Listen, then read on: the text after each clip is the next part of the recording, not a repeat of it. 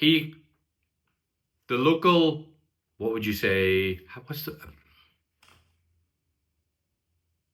Okay, so it's Monday and today's starting off really slow. I had to go do a lot of meetings online this morning. I just dropped my laundry in, and after I do that, I got to go down and meet my friends. We're going to go and get some lunch. But it's a Monday. The vlog starts off really slow as always, but hopefully I'll be able to catch you up later, okay?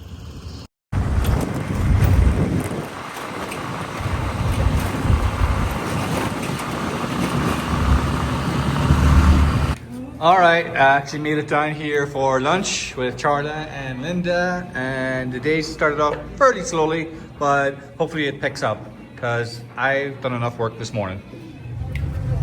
Sí, gracias. ¿Es posible mañana? Mañana, está bien. Yo puedo regresar. ¿Quieres Posible. Sí, gracias. You're going to buy more tomorrow? Yeah, Today's video is going to be a little different because I don't have time, I don't have lights, I don't have any of that kind of stuff, and it was busy. Kind of a work day for me, but that's just what's going to be. So what am I going to do today? The only thing I can think of to present to anybody that's interested is a few travel tips that I find are actually beneficial. Most YouTube videos I watch with travel tips and stuff in them is always, 20 minutes of talking and no tips. I'm only going to give you like 3 or 4 that I use pretty much every day. So let's go. I had to borrow my friend's phone for this, so hopefully you appreciate that. The first tip is for conversion. I'm sorry, I'm doing this on my bed as well. So converting currencies. Most people try to do math in their head, or they're using, a calculator. Well, look at this here. Google calculator. Boom, onto there, right? Click on little tiny calculator on the bottom. Boom, click onto that. What does it say down there? Oh, there you go. Convert. Hit convert. What are you trying to convert from? I use Guatemalan quetzals, and then this is US dollars. So if the guy wants to charge you 25Q, bump, bump, there you go. It's $3.24. You don't have to do no more conversions or nothing in your head. And the same thing again, you can do it the other way around. If it's $25, then it's going to be 192.9Q. So that's just one simple little thing that I probably use every single day while we're using the phone. And the other thing is Google Translate. So if you go to the actual Google Translate app, and then you go to the English and Spanish, you can use both. You can have people talking back and forward in a conversation, but you have to hit the conversation button up here. I apologize for this lighting and all the rest. It's terrible, but I just want to show you this. You go down here, you can have the camera where you can use Google Lens, and you can take a picture of a menu, and that way you'll be able to read the menu. Let's see if this is any better over here. Is that any better? I don't know. No, I don't think it is. Anyway, so that's that. You got English and Spanish. You go to the home. You go to the conversation. There you go. You say, hello, what's going on? How are you doing? Ahí tienes. Dices hola. ¿Qué está sucediendo? ¿Cómo estás? And that's it. That's how simple it is. I'll do it again if you want. Hey, what's going on? Does anybody know where the chicken is? Oye, ¿qué está pasando? ¿Alguien sabe dónde está el pollo? There you go.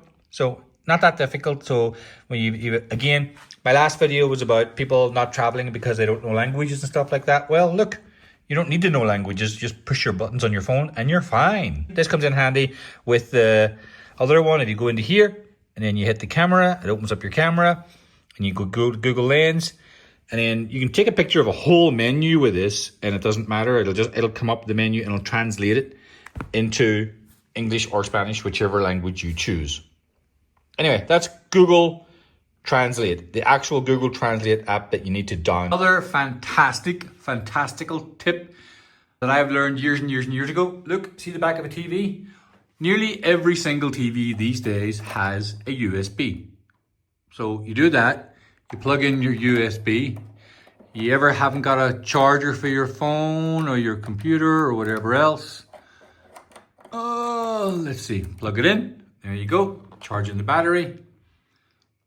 This is my battery pack that I have. Oh, I guess the TV has to be on. Let's see.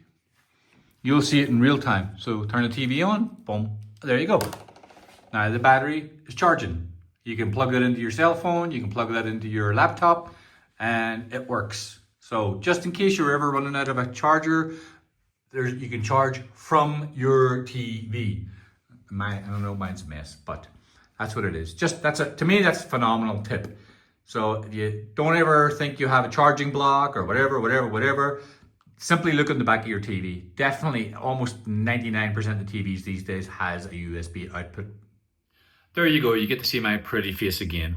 One of the other travel tips I have, probably one of the best ones to save you a whole bunch of money and keep you secure while you're traveling, is get a Charles Schwab card.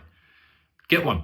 If you do any kind of traveling whatsoever, a lot of the banks, they'll give you a card where you don't have foreign transaction fees. You know, great, okay, you save some money. But with the Charles Schwab card, what they do is they actually don't charge you any ATM fees whatsoever. Well, that's a lie. They do. But at the end of the month, they reimburse you into your account. And it's not hard to open up the account. It's a pretty basic Charles Schwab savings, investment, checking account, something like that. It takes about 3 or 4 days to clear and connect to one of your banks and all that kind of stuff. So think of it in advance and then get the card sent to you, and then you can use the card anywhere in the world. Use an ATM, doesn't matter what the ATM charges because there's no foreign transaction fees and they reimburse whatever ATM you use. For me, I try not to use ATMs too much, but last year it gave me $40 a month back.